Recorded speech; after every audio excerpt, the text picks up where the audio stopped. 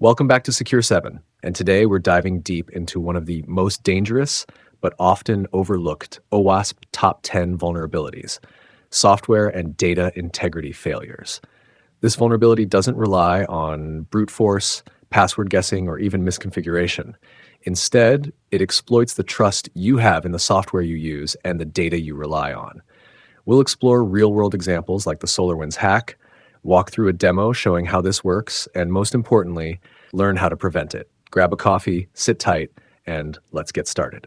What is software and data integrity failure? So what does this term mean? At its core, software and data integrity failure occurs when applications or systems fail to verify the integrity of software updates, libraries, or critical data. If your system downloads a file or update and assumes it's safe, without checking its authenticity, attackers can exploit this trust. Think of it like receiving a sealed letter. If you never verify whether the seal is genuine, anyone could slip malicious content inside. Some common cases include applications using unsigned or unverified software updates, dependency confusion, pulling packages from untrusted sources without integrity checks, continuous integration pipelines with weak access controls, apps loading external resources like JavaScript libraries directly from a third-party CDN without verifying a checksum or signature. This is how attackers launch devastating supply chain attacks. Let's look at some real-world incidents. SolarWinds supply chain attack 2020. Hackers compromised the SolarWinds Orion update system. Organizations like Microsoft and several U.S. government agencies installed the Trojanized updates, allowing attackers to infiltrate their networks. Event Stream NPM Package Incident 2018. An attacker added malicious code to a popular JavaScript library, stealing cryptocurrency wallet keys. Kodakov Bash Uploader 2021.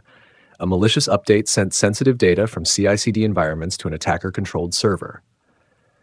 What's common here? The attacker didn't exploit the victim directly. They compromised a trusted source.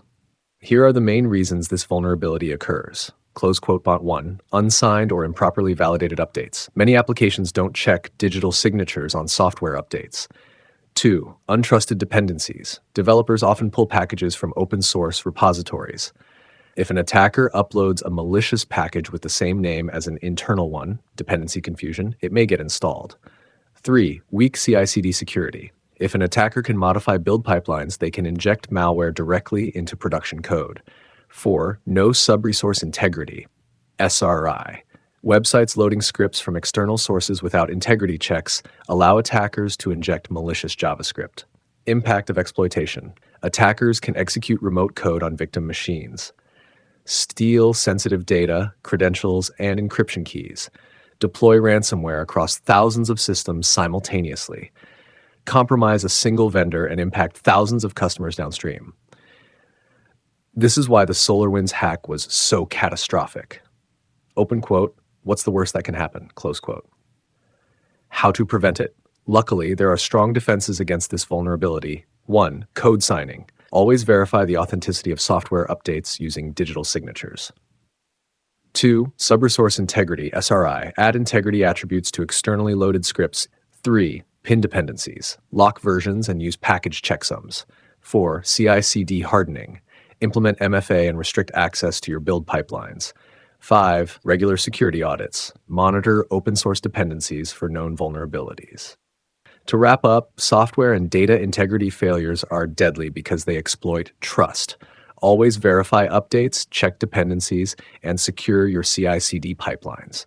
If you learned something today, like and share this video, and subscribe to Secure 7 for more in-depth OWASP top 10 tutorials with real demos.